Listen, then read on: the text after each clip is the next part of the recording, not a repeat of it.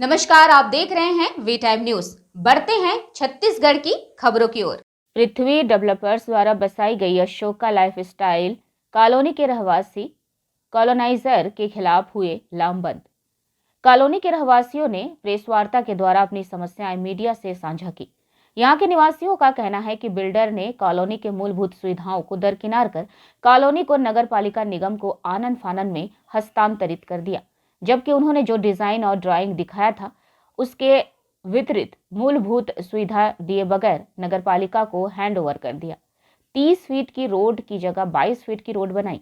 Builder के अड़ियल रवैये से यहाँ के रहवासी आहत हैं। यहाँ के निवासियों का बिल्डर के प्रस्तावित दूसरे प्रोजेक्ट पर आपत्ति है, जिसमें उन्होंने इस कॉलोनी से दूसरे प्रोजेक्ट के लिए मार्ग बनाया है, जिस पर यहाँ के निवासी सख्त ऐतराज दर्ज किए हैं। आपको बता दें कि इस कॉलोनी का निर्माण 10 वर्ष पूर्व पृथ्वी डेवलपर्स के अशोक लुक्कड़ द्वारा किया गया था। पृथ्वी डेवलपर्स के खिलाफ यहाँ के सोसाइटी द्वारा उनके द्वारा किए गए आधे अधूरे मूलभूत सुविधाओं के खिलाफ बिल्डर को कई दफा नोटिस दी गई थी। उनके इस अड़ियल रवैये से कॉलोनी के निवासी बेहद आक्रोशित, प्रशासन से हस्तक्षेप की मांग की है। अशोक लुक्कड़ जी ने जो हमको घर बना के दिया था, इसमें बहुत सारे वायदे किए थे, जैसे कि रोड को बना के देना है और तालाब का सौंदर्यीकरण है। बहुत सारे ये बिंदु हैं जो कि हम आपको रिटर्न में देंगे, जिसको उन्होंने पूरा नहीं किया। और बोलने पर वो इतनी गुंडागर्दी कर रहे हैं कि जिसकी की हद हो गई है। 25-50 लोगों को लेके यहाँ पे आ जाते हैं और महिलाएं त्रस्त हो जाती हैं, परेशान हो जाती हैं। बोलते हैं तो मुंह चलाते हैं, दुनिया भर की नेतागिरी हमको बताते हैं, बहुत बदतमीजी करते हैं हम लोगों से। जो करना है कर लो, मेरे पास तो बहुत पैसा है, मैं तो इसको खरीद सकता हूँ, उसको खरीद सकता हूँ। इस तरीके की अनगल बातें वो कर रहे हैं।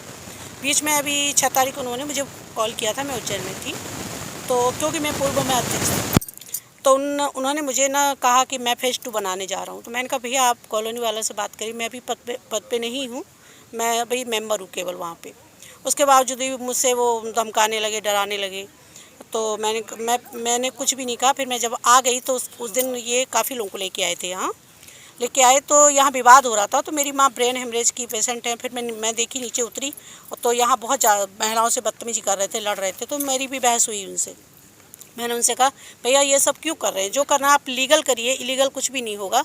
हमारे कॉलोनी के अंदर हमारे ही परिवार के लोगों को आप सता रहे हो, परेशान कर रहे हो। तो वो इस तरीके से कर रहे हैं, जिससे कि हमारी सभी जगह आवेदन जा रहे हैं। प्रशासन से मांग है कि हम लोग को हेल्प की जाए। ये फेज़ 2 बनाया जा रहा है यहाँ पे, जो कि उसमें नियम के अंतर्गत ये है कि हम लोग की कॉलोनी के करीब 70 लोगों की परमिशन होनी चाहिए, जिसमें कि किसी की परमिशन नहीं है। क्योंकि पूर्व में मैं अध्यक्ष थी, मेरे कार्यकाल में तो उनको कोई परमिशन नहीं दी मैंने। जैसा कि अभी हमें पता लग रहा है कि निगम को हैंडओवर हुआ है, इसकी जानकारी अभी तक हमको नहीं थी। तो फिर उसके बाद मैं आयुक्त साहब से भी, हमारे समस्त कार्यकर्ता लोग, वार्डवासी लोग गए थे। तो आयुक्त साहब ने धर्मेंद्र मिश्रा जी को बुलाया और कहा कि ये बिना कॉलोनी की परमिशन के फेज़ 2 कैसे हुआ, इसको आप चेक करिए और चेक करने के बाद इसको ना कैंसिल करिए। एक्चुअल क्या है कि नगर निगम आयुक्त उस समय श्री नीलकंठ टेकाम जी थे, उनके द्वारा यहाँ फिजिकल विजिट लिया गया और विजिट के बाद उन्होंने कंडीशनली इसको हैंड ओवर लिया, जिसमें उन्होंने 6 पॉइंट पे कार्य पूर्ण करने का निर्देश दिया है, जो उनके द्वारा आज पर्यंत तक नहीं किया गया।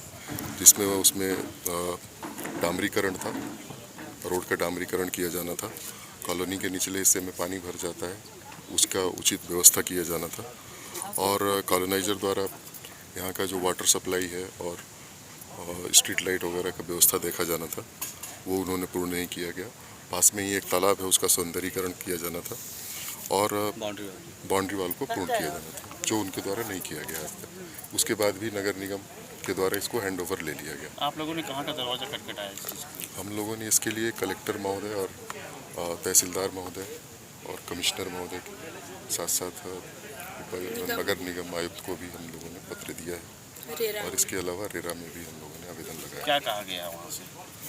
अभी तक कहीं से कुछ भी उचित जवाब नहीं मिला। क्या लगता है आगे आप लोग क्या करेंगे? क्या कोर्ट का दरवाजा खटखटाएंगे? अगर किसी के द्वारा कुछ भी न्याय नहीं मिला तो हमको कोर्ट जाने के लिए बाध्य होना पड़ेगा। वी टाइम न्यूज के लिए जगदलपुर से बास्की ठाकुर की रिपोर्ट।